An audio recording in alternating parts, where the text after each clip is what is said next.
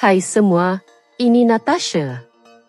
Hari ini, saya akan berkongsi tentang Indira Badia Fonseca, seorang atlet dari Sepanyol yang telah mengubah hidupnya dengan penuh keberanian dan disiplin.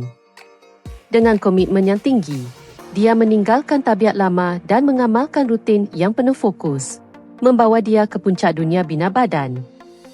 Pada bulan September 2020, Indira memenangi gelaran juara NPC dalam kategori wellness dan menjadi atlet profesional IFBB Pro League. Namun, perjalanan beliau bermula dengan latihan yang mudah, 3 hingga 4 kali seminggu.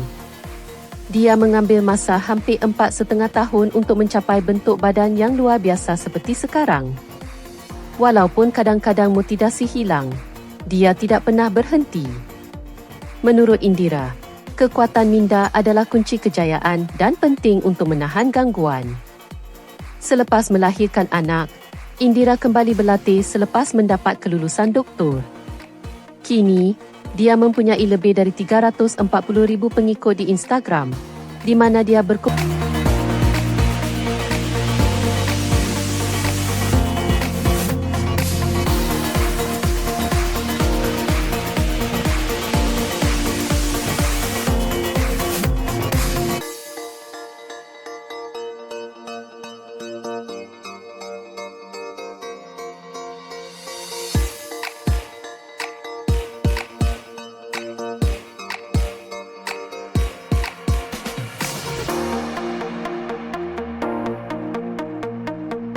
rutin latihan, gaya hidup sihat, dan juga bekerja sebagai model untuk jenama fashion.